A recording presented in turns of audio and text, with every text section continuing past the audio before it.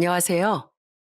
저는 제 아들의 생명을 갉아먹고 있던 악마 같은 인간을 내쫓아버린 70대 여자입니다. 생각하기도 싫은 그 끔찍한 인간은 바로 제 며느리였는데요. 착해 보이던 그 가면 뒤에 얼마나 시커먼 속이 숨어 있었는지 지금도 그 생각만 하면 정말 치가 떨립니다. 그럼 그 못된 인간으로 인해 벌어졌던 일들에 대해 한번 얘기해 보도록 하겠습니다. 저는 20대 초반에 남편과 결혼해 시골에서 소도 몇 마리 키우고 농사를 지으며 살았어요. 아들 하나, 딸 하나를 낳았는데 둘 다 성격이 쾌활하고 착해서 우리 집안의 복덩이였답니다. 저희 아들은 대학을 졸업하고 증권회사에 취업했어요. 첫 출근을 하는데 정장을 갖춰 입은 그 모습이 너무 대견하고 멋있더라고요. 이야, 우리 아들이 이제 증권맨이네, 증권맨. 정장 입은 게 너무 멋있는데 우리 아들 내가 넥타이라도 한번 매줘야지. 뭐야, 오빠 넥타이 내가 매주려고 했는데. 그나저나 오빠 진짜 멋있다. 내가 우리 오빠 증권회사 취업했다고 친구들한테 다 자랑했는데 친구들이 다 부러워하더라. 오빠 월급 받으면 한턱 쏘는 거 알지? 아들은 쑥스러워하면서 그날 첫 출근을 했답니다. 그리고 그 이후에 누구보다도 더 열심히 직장을 다녔어요. 그런데 아들이 취업한 지 얼마 안 됐을 때였어요. 갑자기 어떤 아가씨를 집에 데려오더니 저랑 남편 앞에 무릎을 꿇는 겁니다. 어머니, 아버지, 저 이 사람이랑 결혼하겠습니다. 이 사람 뱃속에 제 아이가 있어요. 당시 만나던 여자친구를 덜컥 임신시켰다는 말에 저와 남편은 너무 깜짝 놀라고 말았어요. 아직 사회초년생인데 벌써부터 결혼한다고 하니 너무 걱정이 되더라고요. 하지만 예비 며느리도 어린이집에서 보육교사로 일하고 있었고 저희 아들도 탄탄한 직장에 다니고 있으니 둘이 열심히만 살면 괜찮을 거라고 생각했습니다. 그래서 아들을 며느리와 결혼시키게 되었어요. 그때 당시 저희 아들의 나이가 26살이고 며느리도 아직 23살밖에 안 됐을 때였는데 나이가 너무 어려서 걱정했던 것과는 달리 며느리가 너무 착하고 싹싹하더라고요. 하루는 둘이 저희 집에 왔는데 제가 소위 어물을 주러 가는 걸 보고 며느리가 따라 나오는 겁니다. 어머님, 저도 소위 어물 주는 거 같이 해볼래요. 저 이런 거 진짜 해보고 싶었단 말이에요. 아유, 이런 걸 뭐하러 해. 홀몸도 아니고 임산부인데 집에서 가만히 쉬어야지. 임산부도 가만히 있는 것보단 조금씩 움직여주는 게 더 좋대요. 그리고 저 원래 빨빨거리고 돌아다니는 거 좋아하는 스타일이라 가만히 있으면 너무 심심하단 말이에요. 어머님, 그리고 저 이따가 상추도 따보면 안 돼요? 지난번에 고기 먹을 때 어머님이 상추 따오신 거 너무 맛있었단 말이에요. 저도 한번 해볼래요. 네? 며느린 참 애교가 많고 살가운 성격이었어요. 그래서 저도 딸이라고 생각하고 참 많이 예뻐해 줬답니다. 몇 달이 흘러 며느린 이란성 쌍둥이로 아들 하나 딸 하나를 낳았어요. 손주가 하나만 생겨도 기쁜데 동시에 둘이나 생기니까 너무 기쁘더라고요. 게다가 저희 딸도 애들을 너무 예뻐했어요. 아, 이 볼살 좀 봐. 귀여워 죽겠어. 올케 언니, 조카들한테 필요한 거 있으면 다 말해요. 내가 그래도 직장 다니는 고모인데 우리 조카들이 필요하다는 건 다 사줘야죠. 며느리는 애들이 태어난 후에도 자주 저희 집에 찾아왔답니다. 하루는 남편이랑 밭에서 일을 하고 있었는데 저 멀리서 며느리가 몸빼 바지를 입고 머리에다가 뭘 이고선 엉덩이를 실룩거리면서 걸어오는 거예요. 아버님, 어머님, 새참 드세요. 뭐야, 너 이런 것도 할 줄 아니? 안 그래도 우리 지금 집에 가서 점심 먹으려고 했는데. 에이, 집까지 가서 점심 드시려면 왔다 갔다 시간도 오래 걸리잖아요. 제가 솜씨는 별로 없지만 그래도 두부김치랑 콩국수 해왔으니까 한번 드셔보세요. 아참, 새참엔 이게 빠질 수 없죠. 우리 아버님이 제일 좋아하시는 막걸리. 그러자 저희 남편이 기분 좋게 껄껄 웃음을 터뜨리더군요. 이야, 우리 며느리가 역시 내 마음을 알아주는구만. 우리 시골 사람들은 힘들게 반일하다가도 막걸리 한 잔이면 피로가 싹 풀리는 거거든. 그나저나 우리 며느린 평생 도시에서 살았으면서 이런 건 어떻게 알았나 몰라. 그거야 TV에서 많이 봤으니까 그렇죠. 저 이런 거 진짜 해보고 싶었단 말이에요. 다음엔 더 맛있는 거 해다 드릴 테니까 기대하세요. 며느리 덕에 안 그래도 화목했던 집안에 웃음꽃이 항상 가득했답니다. 게다가 저희 손주들까지 너무 착하고 예뻤어요. 저희 손주들이 8살쯤 됐을 땐 집 근처 바닷가에 가서 다 같이 낚시를 한 적이 있었어요. 저희 아들이 낚시를 하다가 낙지를 건져 올렸는데 저희 손자가 신나서 방방 뛰더라고요. 우와, 낙지다, 낙지. 아빠, 방금 잡은 거 낙지 맞죠? 그래, 이게 바로 낙지야. 너 낙지가 몸에 얼마나 좋은지 아니? 낙지를 먹으면 혈액순환에도 좋고 면역력도 높아지고 피부도 탱탱해진대. 우와, 그게 정말이에요? 그럼 나 낙지 많이 먹을래요. 낙지 또 잡아주세요. 네? 저희 손주들은 유난히 저희 아들을 잘 따랐어요. 게다가 저희 아들이 나온 학교를 돌아다니는 걸 그렇게 좋아하더라고요. 얘들아, 여기가 아빠가 나온 초등학교야. 예전엔 초등학교가 아니라 국민학교라고 불렀어. 지금 너희가 다니는 학교보단 시설이 안 좋지만 그래도 내가 여기서 얼마나 재밌게 학교 다녔는 줄 아니? 여기가 아빠가 다녔던 학교라고요? 우와, 진짜 신기하다. 할머니가 그랬는데 아빠 어릴 때 공부도 잘했다면서요? 나 아빠 닮아서 똑똑한 사람 될 거예요. 그러자 며느리가 입을 삐쭉 내밀고 웃으며 이렇게 말하더군요. 준석이 너 치사하게 아빠만 닮고 싶어? 이 엄마한테 닮고 싶은 건 하나도 없는 거야? 당연히 엄마도 닮고 싶죠. 우리 엄마도 예쁘고 상냥하고 요리도 잘하잖아요. 일찍 결혼해 아이를 낳고 사는 아들 부부가 항상 웃으며 지내는 모습이 너무 좋아 보였어요. 저희 며느린 손주들을 낳으면서 어린이집을 그만뒀다가 애들이 초등학교에 들어간 이후부턴 어린이집을 개원해서 운영하기 시작했습니다. 며느린 일을 하면서도 저희 부부를 무척이나 챙겼어요. 김장철에도 제가 얘기하지도 않았는데 먼저 돼지고기까지 사들고 저희 집에 찾아왔더라고요. 어머님, 설마 저 빼고 김장하려고 하신 거 아니죠? 자고로 김장은 가족끼리 다 같이 하고 수육까지 삶아서 먹어야 제맛이잖아요. 어머님, 저 옷 갈아입고 올 테니까 저 올 때까지 먼저 시작하지 마세요. 아시겠죠? 그렇게 며느리와 같이 깔깔 웃으며 김장도 재미있게 하고 수육도 맛있게 삶았답니다. 며느리는 수육 한 조각에 방금 한 김장김치를 돌돌 말아 제 입에 넣어주더군요. 어머님이 오늘 김장의 1등 공신이시니까 제일 먼저 드셔보세요. 아, 어때요? 맛있어요? 아유, 말해 뭐해. 얼른 너도 한 입 먹어봐라. 너야말로 1등 공신이잖니. 에이, 그건 안 되죠. 아버님도 아직 안 드셨는데 제가 어떻게 먼저 먹어요. 자, 이번엔 아버님. 아, 그날 저희 집안엔 한참이나 깔깔거리는 웃음소리가 멈추지 않았답니다. 며느린 저희 딸이 결혼할 때도 자기가 먼저 결혼해 봤다면서 이것저것 많이 도와주더라고요. 아가씨, 웨딩 촬영할 때 옆에서 도와줄 사람 필요하죠? 그때 제가 같이 가서 도와줄게요. 내가 결혼을 먼저 해보니까 웨딩드레스 입고 움직이는 게 쉽지 않아서 옆에서 짐도 챙겨주고 간식도 입에 하나씩 넣어줄 사람이 필요하더라고요. 어머, 올케 언니, 너무 고마워요. 안 그래도 제 친구들한테 부탁해봤는데 다들 그날 시간이 안 된다고 해서 걱정이 많았거든요. 역시 우리 올케 언니가 최고예요.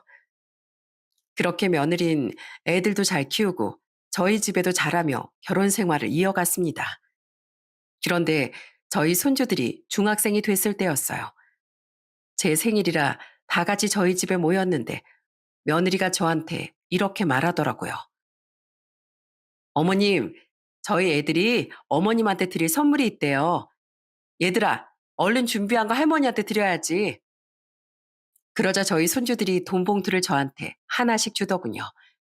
이게 뭐냐고 물어보니까 저희 손자가 이러더라고요.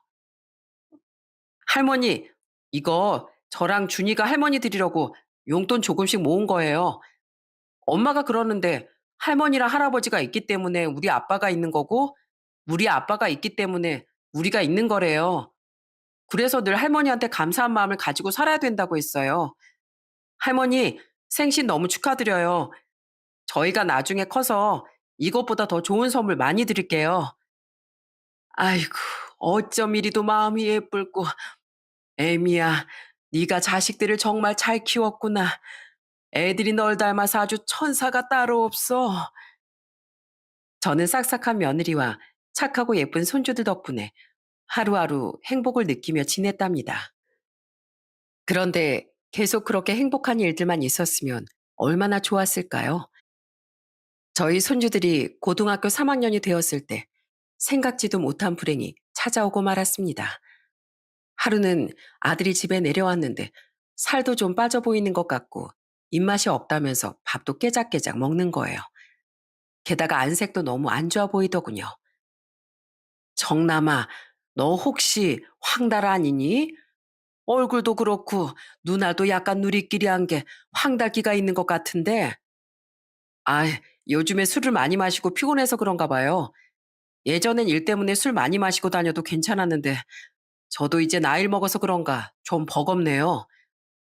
아휴, 아무리 일이 중요해도 그렇지 술 좀 줄여야 되는 거 아니야?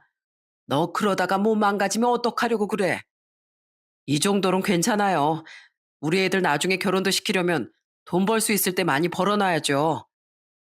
하지만 아들은 그 이후에도 계속 상태가 별로 안 좋아 보였어요. 그래서 저는 그럴 때마다 아들에게 병원 좀 가보라고 얘기를 했답니다. 그런데 하루는 유난히 꿈자리가 사나운 날이었어요. 갑자기 저녁 때 아들한테서 전화가 왔는데 아들이 울먹거리는 목소리로 이러는 겁니다. 어머니, 식사하셨어요? 그래, 먹었다. 근데 너 목소리가 왜 그래? 혹시 무슨 일 있니? 그런데 아들은 아무 말도 없이 조용히 흐느끼기만 하더군요. 너 지금 우냐? 너 울어? 무슨 일이야? 도대체 무슨 일인데 그래? 그러자 아들은 서럽게 울면서 저한테 이러더군요. 어머니, 저 병원에 갔는데 몸이 많이 안 좋대요. 간경화 말기래요. 뭐? 간경화 말기? 아니, 그게 도대체 무슨 소리야? 우리 집에 나랑 너희 애비랑 둘 다 건강한데 네가 무슨 간경화야? 제가 일하면서 술을 너무 많이 마셔서 그런가 봐요. 일단 회사에 얘기하고 당분간은 치료에 집중하려고요. 어머니 말씀대로 평소에 제가 몸 관리를 잘했어야 했는데 어머니 말씀을 안 들어서 이렇게 된 건가 봐요. 죄송해요, 어머니. 저는 아들이 간경화 말기라는 사실에 큰 충격을 받고 말았습니다. 어릴 때부터 워낙 몸이 튼튼했던 애라 이런 병에 걸릴 거라곤 상상도 못 했거든요. 그 이후에 전 종종 서울에 올라가 아들이랑 같이 병원도 가고 이것저것 챙겨줬습니다. 집이 멀어 자주 가지 못했지만 그래도 며느리가 옆에서 잘 돌봐줄 거라고 믿었어요. 그래서 전 며느리에게 전화해 이렇게 말했습니다. 혜미야, 네가 고생이 많다. 내가 네 계좌로 500만 원 보냈는데 이걸로 우리 아들한테 음식도 좀 잘해주고 네가 옆에서 잘 보살펴줬으면 좋겠구나. 애미 내가 곁에 있어주지 못해 미안했는데 너라도 옆에 있어주니 참 다행이구나. 어머님, 걱정하지 마세요. 제가 그이 옆에서 잘 지킬게요. 꼭 나아서 다시 건강해질 수 있도록 제가 정말 노력할게요. 며느린 자기가 옆에서 잘 돌보겠다며 엉엉 울더군요. 저는 며느리한테 저희 아들 잘 부탁한다고 몇 번이나 당부했어요. 그런데 그날 그렇게 보내준 500만 원이 발단이 될 줄은 꿈에도 몰랐습니다. 그 일이 있고 나서 한 달도 안 됐을 때였어요. 갑자기 며느리한테서 연락이 온 거예요. 어머님, 저 이런 말씀 드려도 될지 모르겠는데 이번에 저희 오빠가 몸이 크게 다쳐서 병원비가 많이 필요하거든요. 어머님도 아시겠지만 저희 오빠네가 되게 힘들게 살잖아요. 혹시 어머님이 3천만 원만 빌려주시면 안 될까요? 뭐? 3천만 원을? 솔직히 그 얘기를 들었을 땐 여태까지 3천만 원도 안 모으고 뭐 했냐는 소리를 하고 싶었어요. 하지만 며느리가 제 아들을 옆에서 보살피느라 고생하고 있는데 괜히 물어보면 기분이 상할까봐 물어보지도 않았습니다. 그런데 며느린 저한테 이렇게 얘기하더라고요. 저희가 대출이라도 받으려면 받을 순 있는데 그럼 대출이자도 나가고 그렇잖아요. 그러니까 어머님이 좀 빌려주시면 안 될까요? 제가 올해 안에 꼭 갚아드릴게요. 그래, 대출이자 내느라 생돈 나가는 것보단 대출이자 아낀 비용으로 우리 아들 병원비하고 약값 하는 게 낫지. 그래, 내가 그 돈 보내주마. 그나저나 우리 아들도 저렇게 누워있고 너희 오빠도 사고로 누워있다니 네가 참 마음이 아프겠구나. 어쩔 수 없죠. 이게 다 제가 감당해야 될 운명인가 봐요.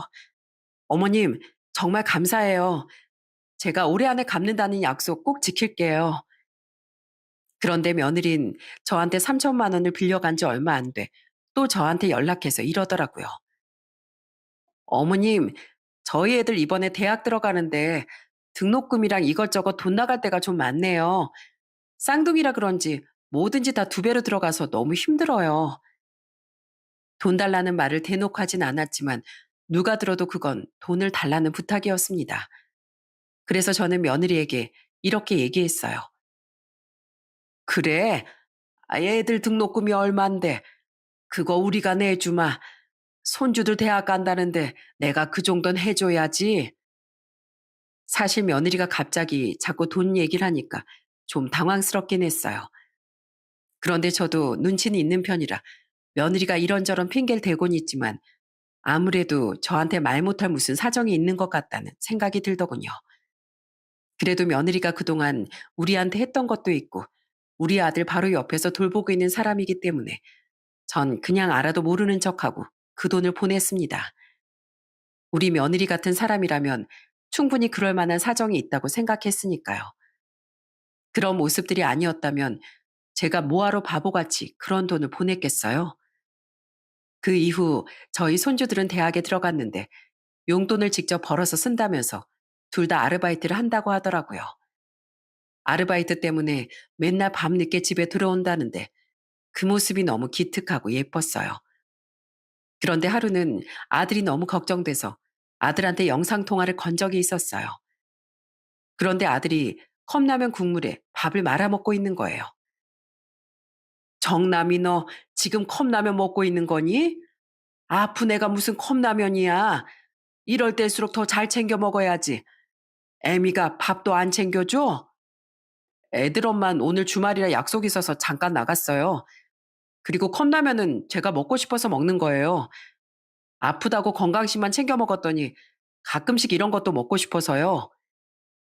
아들은 그렇게 말하긴 했지만 원래 라면을 좋아하는 애도 아니었고 아픈데 굳이 왜 라면을 먹는 건지 이해가 안 되더군요. 그 이후에도 아들이랑 자주 영상 통화를 했는데 점점 더 안색이 안 좋아 보이는 겁니다. 그래서 하루는 너무 걱정되는 마음에 서울까지 올라가 아들 집에 찾아갔습니다. 가보니 또 며느리를 외출했다고 하고 아들 혼자 침대에 누워 있더라고요. 그런데 저는 부엌에 갔다가 깜짝 놀라고 말았습니다. 아들이 밥을 잘 챙겨 먹고 있는 줄 알았는데 부엌에 제대로 된 음식이 하나도 없었거든요. 얘 정남아, 너 내가 보내준 반찬이랑 김치랑 다 어디 갔어? 내가 너 좋아하는 반찬들 다 해서 보내줬잖아. 김치도 종류별로 담가서 보냈는데 도대체 그거 다 어디 간 거니? 그런데 아들이 제 질문에 아무 대답도 안 하더라고요. 아유, 그리고 왜 밥솥엔 밥이 하나도 없어? 애미가 밥도 안 해놓고 국도 안 끓여놨니? 여기 지금 다 인스턴트 식품에 빵에 그리고 이건 유통기한도 지났잖아. 그리고 집안꼴이 도대체 이게 뭐야? 네 마누라 집안 정리도 안 하니? 아니에요. 제가 치우면 돼요. 네가 치우긴 뭘 치워. 아파서 살이 쪽 빠져가지고는 다 죽어가는 애가 뭘 안다고 그래. 너 사실대로 얘기해봐. 내가 반찬 해다 준 거 어떻게 한 거야? 설마 그거 다 애미가 버린 거니? 그런데 아들은 또 어두운 표정으로 아무 말도 안 하고 입을 꾹 다물더군요. 제가 몇 번이나 다시 물어봤는데도 대답을 해주지 않았어요. 너무 답답해서 며느리한테 전화했는데 며느린 전화도 안 받더라고요. 저는 그날 난장판이 되어 있는 집안을 치우고선 아들 집을 나왔습니다. 그리고 서울에 살고 있는 딸한테 연락해 오늘 있었던 일에 대해 이야기를 했어요. 예, 정혜야. 아무래도 이거 뭔가 있는 것 같다. 내가 아무리 물어봐도 정남이 걔가 입을 꾹 다물고 대답을 안 한다니까. 내가 오늘 가보니까 아주 집안이 난리도 아니야. 청소도 안 하는지 거실은 먼지 투성이고 주방은 아주 쓰레기장인데다가 분리수거도 하나도 안 했더라고. 게다가 내가 준 반찬들은 다 버린 것 같더라. 무슨 일이 있는 건지 말이라도 해주면 좋겠는데 말을 안 해주니까 아주 답답해 죽겠어. 아이고, 이걸 어떻게 하면 좋니? 엄마, 엄마 말 들어보니까 진짜 뭔가 있는 것 같은데요. 오빠가 말을 안 해주면 우리가 나서서 증거라도 잡아야 되지 않겠어요? 요새 집안에 소형 카메라 같은 거 다는 사람들도 있다고 하더라고요. 우리도 그거 달아서 무슨 일이 있는 건지 한번 관찰 좀 해봐요. 뭐? 그런 것도 다 있어? 그런데 카메라면 나중에 들키는 거 아니냐? 엄마, 요즘에 나오는 소형 카메라는 단추보다도 더 작아요. 의심도 못하니까 걱정하지 마세요. 그날 저는 딸과 함께 용산 전자상가에 가서 소형 카메라를 같이 구입했습니다. 그리고 아들 집으로 가서 아들이 자는 틈에 소형 카메라를 거실에 설치했어요. 그리고 아들한테 반찬이라도 해주려고 시장 봐서 요리를 하고 있었는데 현관문에서 띠리링 소리가 나더니 며느리가 집 안에 들어오더라고요. 예, 너 지금 어디 갔다 오니?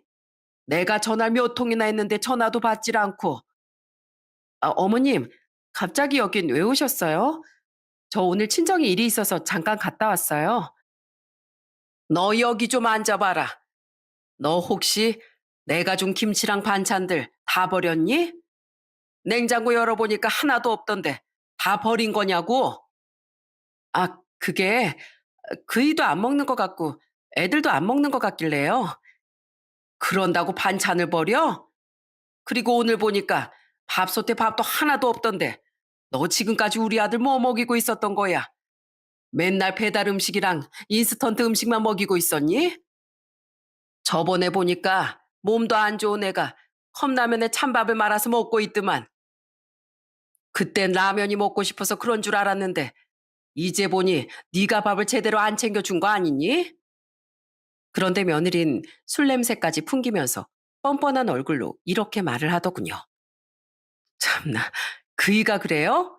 제가 그랬다고 어머님한테 일러 바쳤어요? 뭐? 일러 바쳐?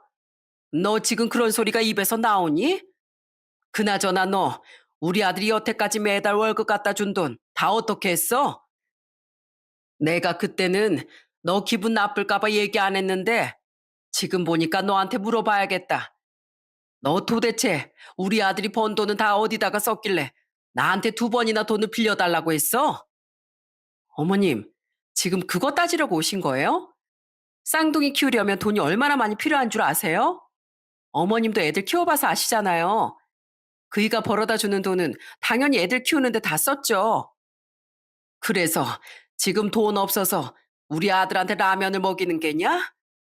그래서 저렇게 아픈 애한테 아무것도 신경 안 쓰는 거야? 난 그래도 네가 우리 아들 옆에서 잘 챙겨줄 줄 알았다. 그런데 너 눈이 있으면 좀 봐라. 내 아들이 밥도 제대로 못 먹고 힘없이 누워가지고 허구한 날 울고만 있는 것 같더라. 그래도 네가 마누라인데 기본적인 건 챙겨줘야 되는 거 아니니? 허구한 날 밖에 싸돌아다니기만 하고 도대체 네 남편한테 신경 쓰는 게 뭐야? 주말마다 맨날 외출했다고 그러더니 오늘은 아예 술까지 먹고 이 시간에 들어와? 어머님, 저도 힘들어서 그래요. 저는 술도 마시면 안 돼요? 뭐라고? 예, 너 도저히 안 되겠다. 너 당장 우리 아들 월급 통장 좀 갖고 와봐라. 내가 확인 좀 해봐야겠어. 우리 아들이 그래도 잘 나가는 증권맨이라 연봉도 많이 받았을 텐데 그걸 애 2명 키우느라 다 썼다는 게 도저히 납득이 안 된다. 그 많은 돈 다 어디로 썼는지 내가 확인해야겠으니까 당장 갖고 와보라고. 참나, 어머님이 뭔데요? 진짜 웃기고 있네. 어머님, 저 사람 와이프예요. 그러니까 선 넘지 마세요. 저희 집 살림은 제가 알아서 하는 거라고요.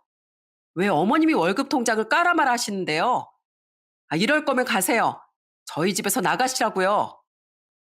뻔뻔하게 나오는 며느리의 모습에 너무 기가 막히더라고요. 그런데 그때 옆에서 듣고 있던 저희 딸이 며느리한테 이렇게 말하더군요. 옳게, 어른한테 말이 너무 심한 거 아니에요? 아무리 술을 많이 먹었어도 그렇지 기본적인 예의라는 게 있어야 될 거 아니에요. 술 마시면서 예의까지 밥 말아 먹었어요? 이봐요, 아가씨. 아가씨가 뭔데 참견이에요. 왜 어머님이랑 쌍으로 나한테 난리냐고요? 짜증나 죽겠으니까 얼른 가세요. 엄마, 그냥 가자. 뭐하러 이런 대우 받으면서 여기에 있어? 오빠, 우리 나중에 다시 올 테니까 그때 다시 얘기해. 저는 딸의 손에 이끌려 자리에 일어나면서 너무 분한 마음에 며느리에게 단단히 경고를 했습니다. 혜미 너, 오늘 일 절대 그냥 못 넘어간다. 너 나한테 하나만 걸리면 아주 내 손으로 가만 안 둘 줄 알아. 알겠어? 그날 저는 딸 집에 가서 둘이 맥주를 얼마나 많이 마셨는지 모릅니다. 예전엔 그렇게 착한 며느리였는데 저렇게 돌변한 모습을 보니까 너무 분하고 눈물이 나더라고요. 저희 딸도 씩씩거리면서 이렇게 말하더군요. 엄마, 올케 언니 원래 저런 사람이었어요? 설마 우리 오빠 아픈 것도 올케 언니 때문에 스트레스 받아서 그런 거 아니에요? 저는 어쩌면 그럴 수도 있겠다는 생각이 들더라고요. 그래서 아들 집에 설치한 소형 카메라에 제가 모르는 진실이 담기기만을 기다렸어요. 그리고 얼마 후 저는 그 소형 카메라에서 아주 충격적인 장면을 목격하게 되었습니다. 며느리가 아들이랑 집에서 둘만 있을 때마다 저희 아들을 아주 들들 볶더라고요. 그런데 그 내용이 정말 충격 그 자체였어요. 도대체 나랑 언제 이혼해 줄 거야? 당신은 내가 다른 남자가 더 좋다는데 굳이 나랑 계속 살고 싶어? 그냥 이혼하고 나 좀 놔달라니까. 안 된다고 했잖아. 내가 도대체 몇 번을 얘기해? 그러니까 왜 안 되는데? 억울하면 그냥 이혼하고 그 사람한테 상간남 소송하라니까. 당신 요즘에 간통죄 폐지된 거 알지? 나 이혼해도 법적으로 아무런 문제 없어.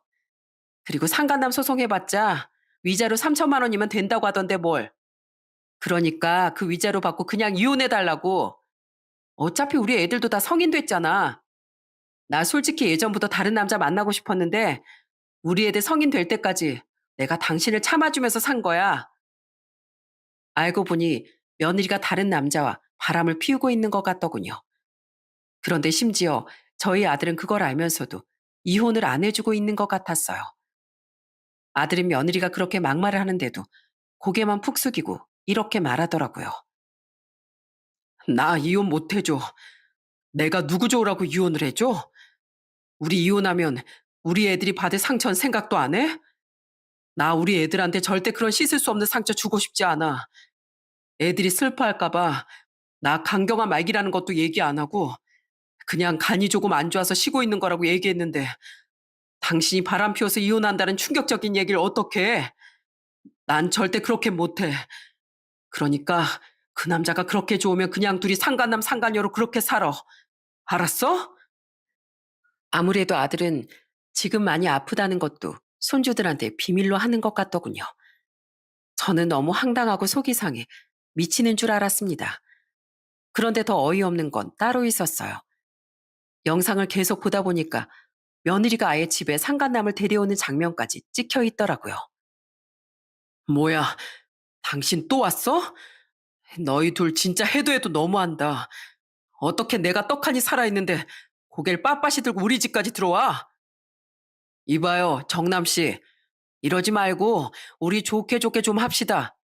그냥 시원하게 이혼해주면 되잖아요. 이혼하면 뭐 큰일이라도 나는 줄 알고 그러나 본데 우리나라가 이혼율이 세계 최고예요. 세계 최고. 정남 씨만 이혼하는 게 아니라니까. 당신 와이프가 당신이랑 살고 싶지 않다잖아. 그런데 왜 이렇게 억지로 잡아두냐고? 당신 그것도 문제 있는 거 아니야? 무슨 집착병 같은 거 있는 거 아니냐고. 다 죽을 때 되니까 사람이 아주 똥꼬집만 세져가지고는. 지가 무슨 말을 하든 난 절대 이혼 못 해줘. 내가 죽는 한이 있어도 절대 못 해준다고. 이혼 소리가 우리 애들한테 들어가면 애들이 얼마나 상처받을지 생각도 안 해? 당신도 한때는 가정이 있었다며. 눈에 넣어도 아프지 않을 애들이 당신한테도 있을 거 아니야. 아, 그래서 뭐 어쩌라고? 당신 애들이 상처받는 게 나랑 무슨 상관인데? 그냥 이혼 좀 해달라니까. 저는 정말 기가 막혀서 뒤로 넘어가는 줄 알았습니다. 아픈 저희 아들을 두고 바람을 피우는 것도 모자라 감히 집안의 상간남을 데리고 오다뇨. 이게 도대체 사람으로서 할 짓입니까? 저는 도저히 참을 수가 없어서 아들 집으로 바로 찾아갔어요.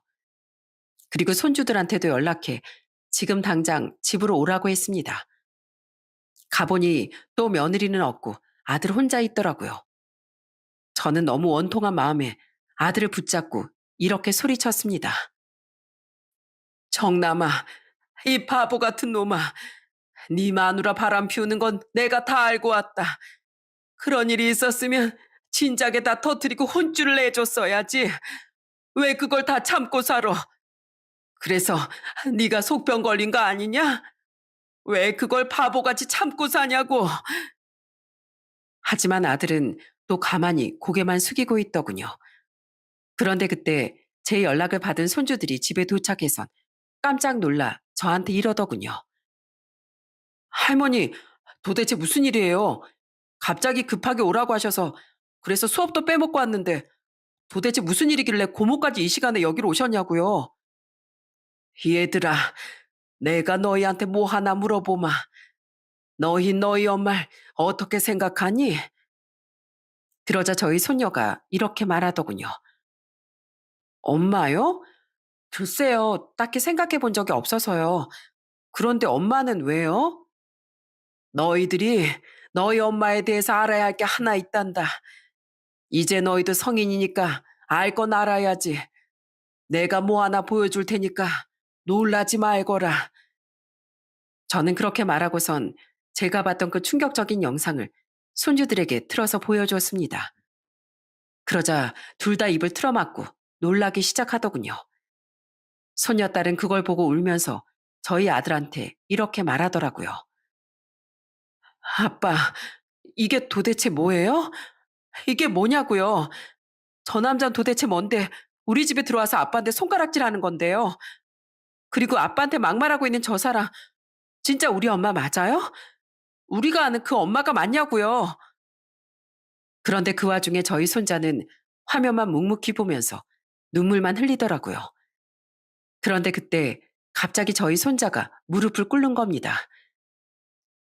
아빠, 죄송해요. 우리가 공부하고 아르바이트 한다고 너무 신경을 못 썼던 것 같아요. 사실 저도 조금 눈치는 챘어요. 엄마가 최근 들어 평소하고 좀 많이 다른 것 같길래 의심하고 있긴 했었어요. 엄마가 혹시 밖에서 이상한 짓을 하고 돌아다니는 건 아닐까, 아빠 몰래 사고라도 치는 건 아닐까 하면서 의심했었다고요. 그런데 그 이유가 바람은 아닐 거라고 생각했어요. 그런데 이게 도대체 뭐예요? 우리 엄마가 진짜 아빠를 배신하고 다른 남자랑 바람을 피웠다고요? 저 진짜 너무 창피하고 엄마의 저 모습이 너무 추하게 느껴져요. 이 영상을 보니까 엄마를 더 이상 엄마라고 생각하고 싶지도 않다고요.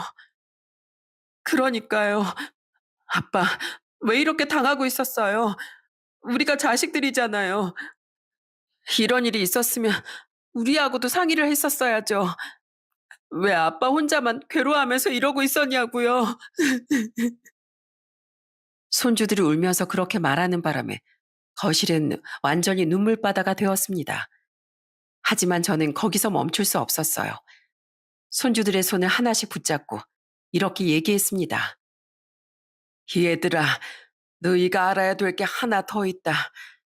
사실 너희 아빠 지금 강경화 말기다. 네 아빠 저러다가 죽을 수도 있어. 그러자 저희 손주들은 큰 충격에 뒷목까지 잡고 아주 난리가 나더군요. 손녀딸은 울면서 저희 아들한테 이렇게 얘기했어요. 아빠, 진짜 너무해요. 우리한테 그냥 간이 조금 안 좋아서 잠깐 쉬는 거라고 했잖아요. 평생 동안 힘들게 일해서 안신령 가지는 거라고 했잖아요. 그런데 간경화 말기에다가 죽을 수도 있다고요? 아빠 진짜 너무한 거 아니에요? 아빠 없이 우린 어떻게 살라고요? 저희 손자도 저희 아들한테 울면서 이렇게 말하더군요. 아빠, 예전에 저희한테 뭐라고 그러셨어요? 제일 중요한 게 가족이라고 하셨잖아요. 그런데 이게 뭐예요? 아빠는 우리 가족으로 생각 안 한 거예요? 그래서 우리 속였던 거예요? 그래서 이렇게 아픈 것도 얘기 안 하고 엄마가 바람 피운 것도 얘기 안 한 거냐고요. 미안하다. 미안해.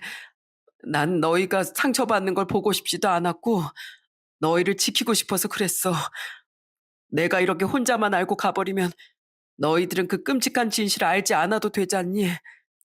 그래도 너희 엄마가 너희들한텐 잘했잖아. 내가 죽어도 너희 엄마 너희한테 잘했을 거야. 그래서 난 그냥 우리 가족의 평화를 위해서 나 하나만 잘못되면 그만이라고 생각했어. 아빠, 그게 무슨 말도 안 되는 소리예요. 아빠가 엄마한테 그렇게 배신당하고 아파서 돌아가시면 우리가 행복할 거라고 생각해요?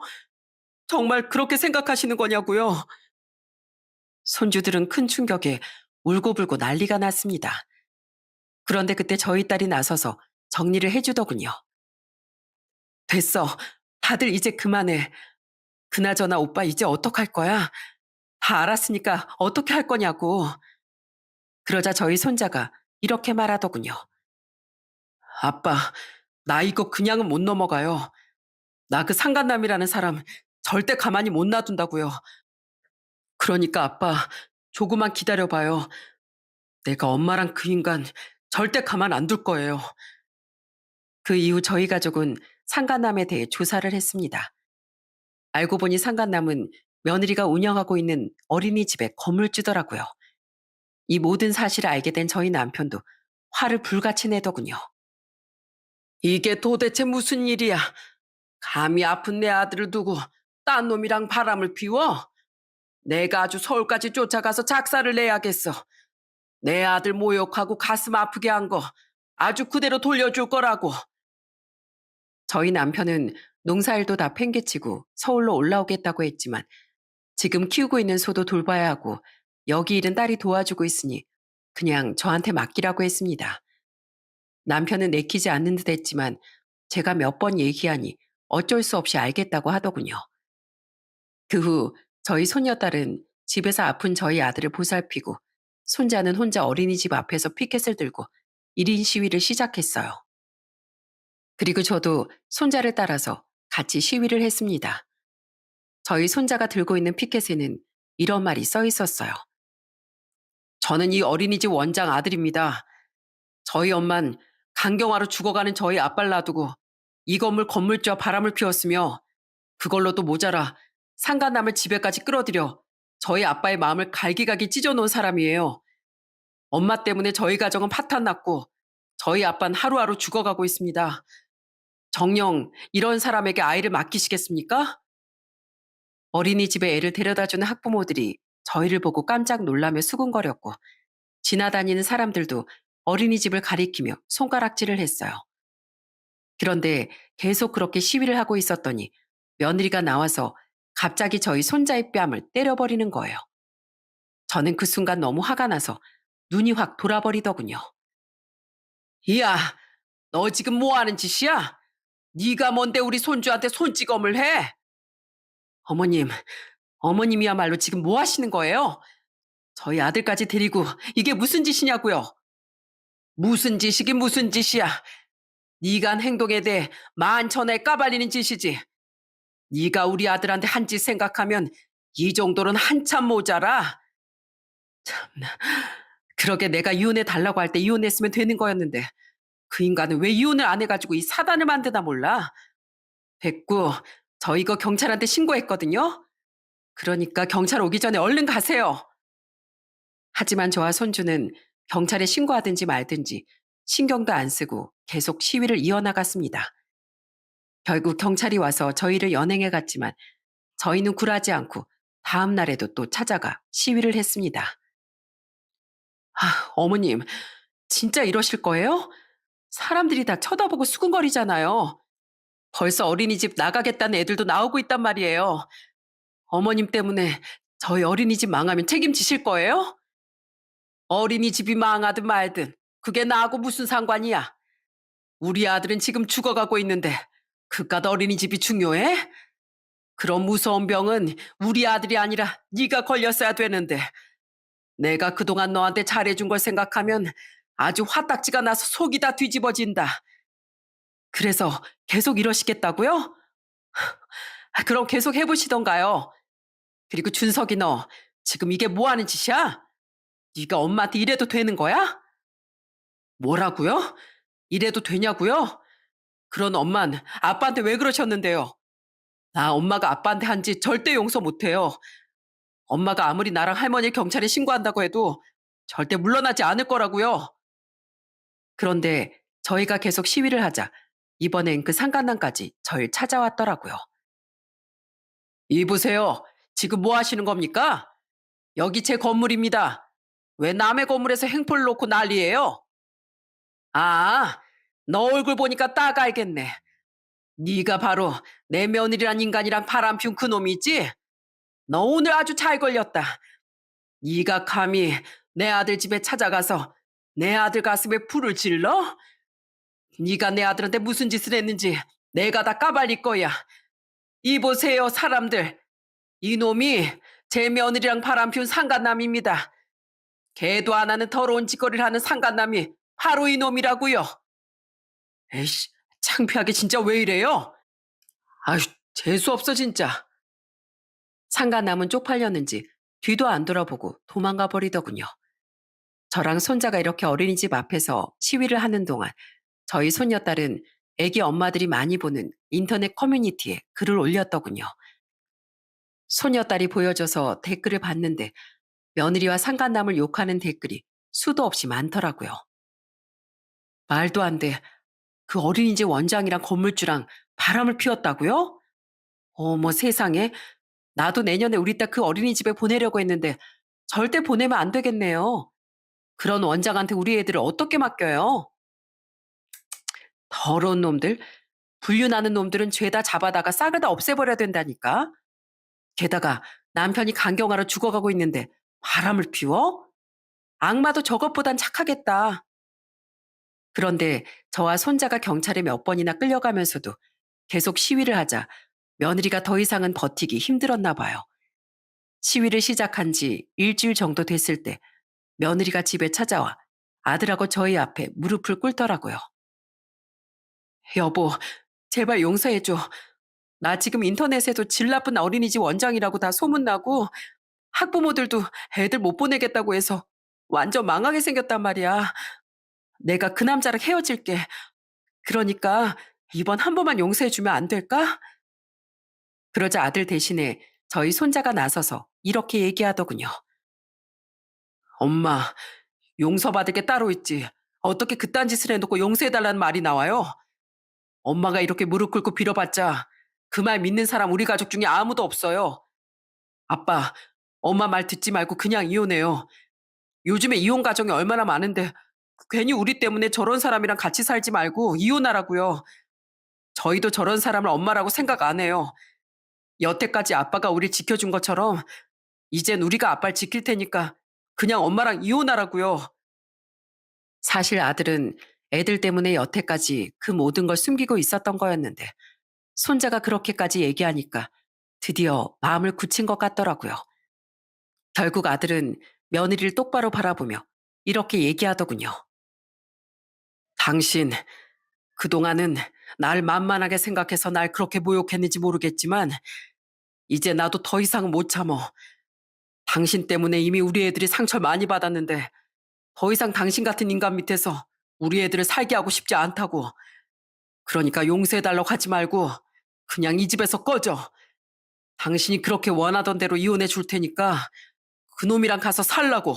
알겠어? 여보, 나 진짜 잘할게. 이번엔 진짜 실수였어. 그러니까 한 번만 용서해 주라. 어? 내가 앞으로는 당신 밥도 잘 챙겨주고 병간호도 잘한다고 약속할게. 필요 없어. 너같이 끔찍한 인간이 나한테 무슨 짓을 할 줄 알고 내 옆에 계속 두겠어? 너랑 계속 같이 살 바엔 차라리 내가 그냥 혀 깨물고 죽는 게 나아. 그러니까 다신 용서해달라는 얘기도 하지 말고 우리 가족 눈앞에 나타나지도 마. 우리 애들한테 나쁨을 들이지도 말고 그냥 그놈이랑 같이 사라져버리라고. 알겠어? 그 말을 끝으로 저희 가족들은 며느리를 집 밖으로 내쫓아 버렸습니다. 그 이후 저희 아들은 결국 며느리와 이혼을 하게 되었어요. 변호사까지 선임해서 제가 며느리한테 빌려줬던 돈을 근거로 재산 분할도 우리 쪽으로 훨씬 유리하게 다 처리가 되었답니다. 상간남한테도 상간남 소송을 걸어서 이기고 평생 상간남 꼬리표를 달고 살게 만들어버렸어요. 전 며느린 저희 아들과 이혼하고 나서 어떻게든 어린이집을 계속 운영하려고 버티고 버틴 것 같던데 결국은 완전히 문제 있는 어린이집으로 낙인이 찍혀 결국 폐원을 하게 되었답니다. 애초에 그런 인간이 소중한 남의 애들을 돌본다는 것 자체가 말이 안 되는 일이잖아요. 요즘엔 인터넷에서 소문이 워낙 빠르니 아마 새로 어린이집을 개원하는 것도 쉽지 않을 겁니다. 시간이 흘러 그 사건이 있은 지 벌써 2년이 지났네요.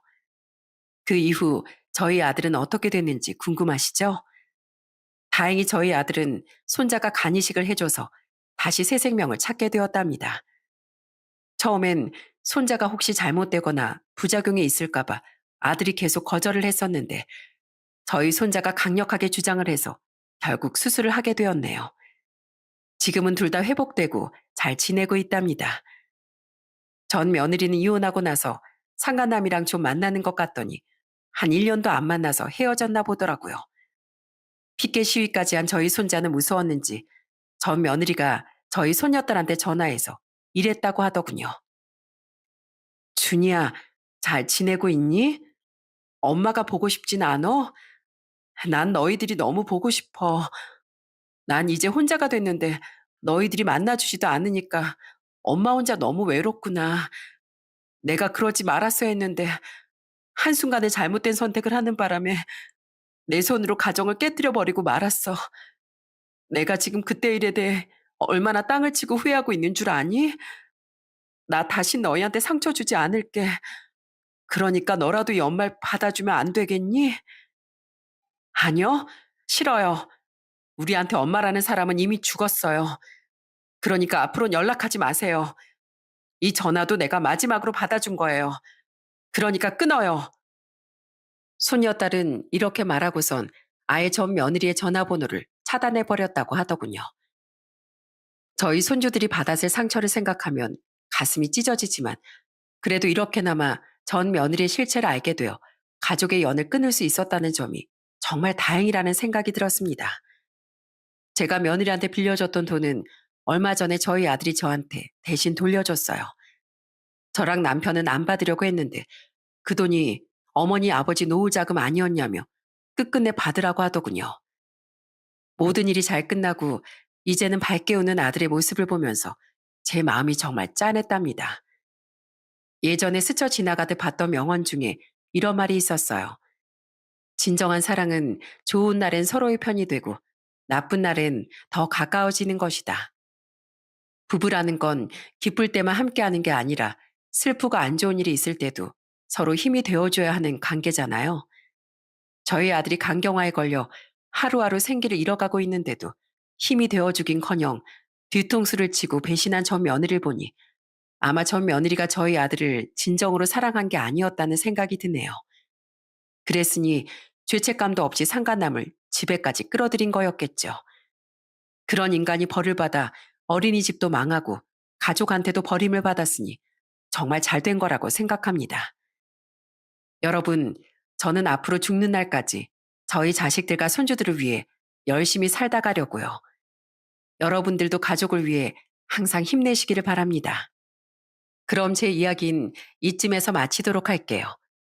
끝까지 들어주셔서 감사합니다.